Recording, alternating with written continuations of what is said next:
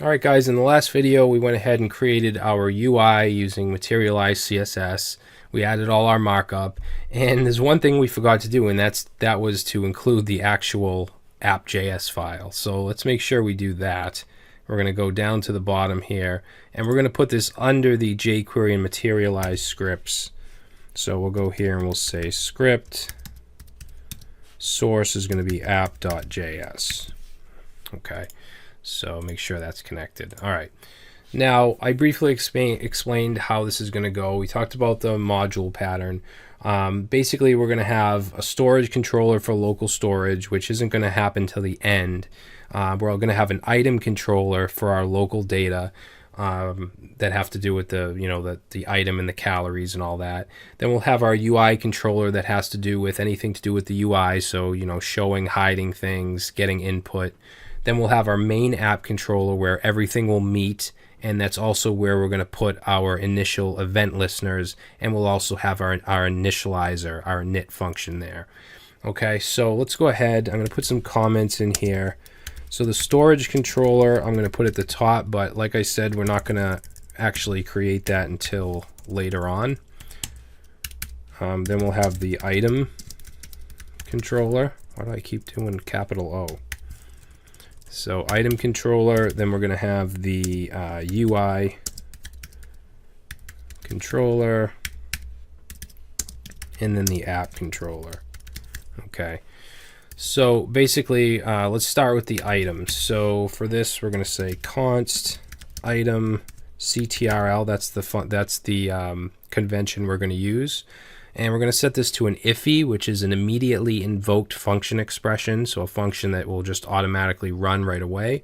So we'll say item controller equals some parentheses, and inside here we're going to run the function.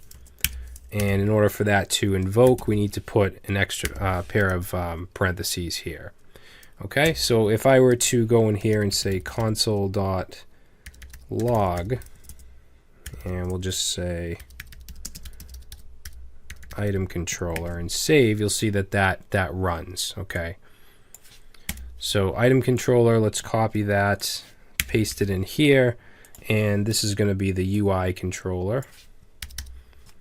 All right, then we're going to have the app controller, which I'm going to just call app. Okay, I'm not going to call it app controller. It's up to you if you want to. I just like to call it app. And then we're going to insert these controllers into the main controller. Okay, so item and also UI controller, and the storage later on when we do that. Now we're also going to have to pass it in here as well, where it's actually invoked.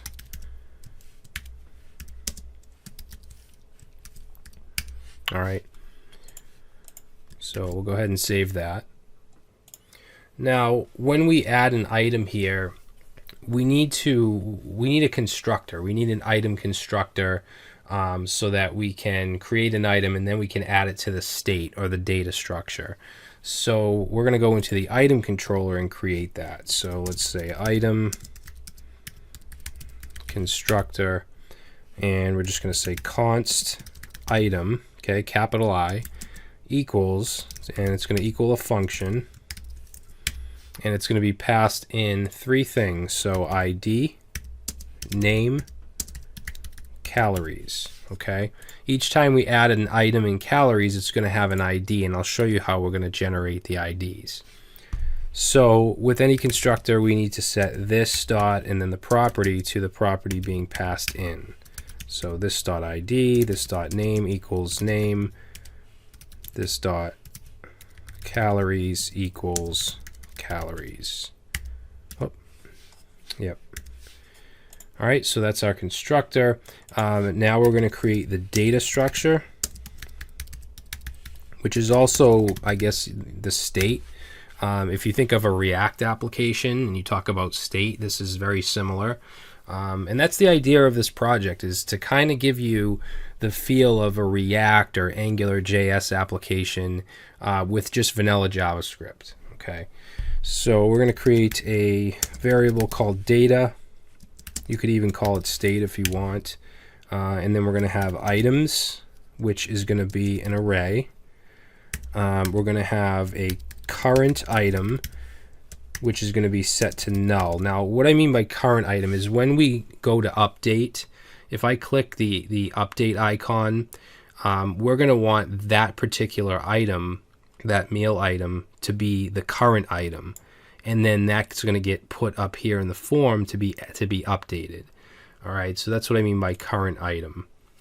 And then we're also going to have total calories, which obviously is going to be right here. Okay, and that's going to be set to 0 by default. So that's our data structure for this application. Not very difficult. Now what I want to do is initially set some items here. So this is going to be an array of objects, and each one will have an ID, which I'm going to just manually set to 0 here. And then they'll have what, an item, not an item, a name. So we'll say steak dinner, and the calories, which I'll set to 1200. All right, and then I'll just copy this, paste in 2 more. So this will be ID 1, 2. So this one will say cookie. This one was, what did I think it was eggs. Doesn't really matter. So cookie will say 400, eggs will say 300. Okay, so there's our hard-coded data just to start with. Now, as we talked about in the module pattern, this stuff is private, okay? This is not accessible, for instance, from Chrome. So if we were to save this, and I were to go down here and say item CTRL, that log data is actually coming from the first version I built of this, or the initial version.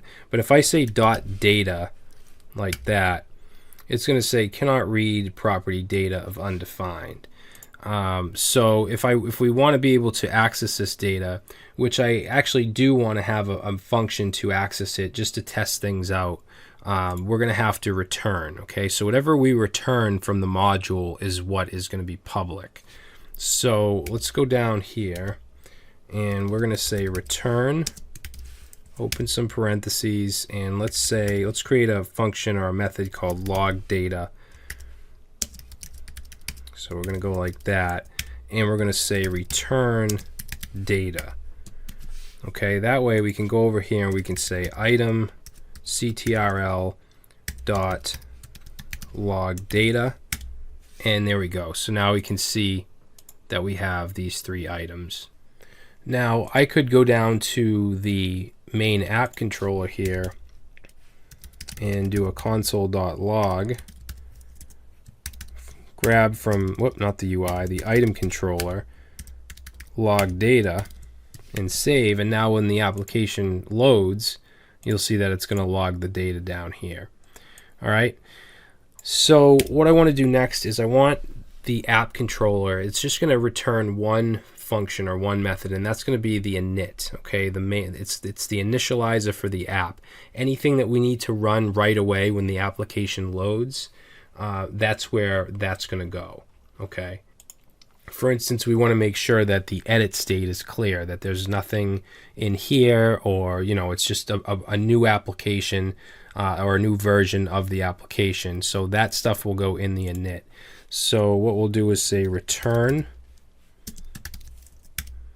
and we'll say init function, and just to test it out, we'll say console.log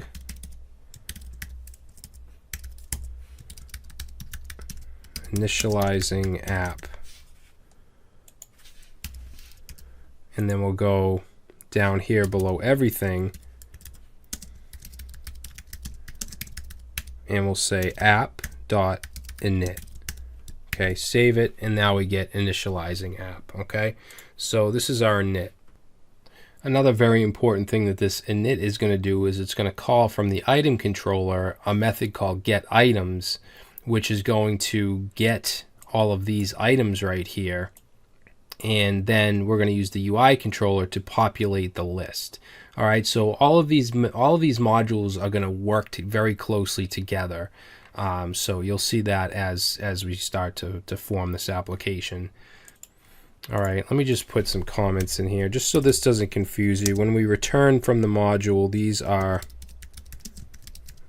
we'll say public methods, UI controller. We'll just put the return in for now.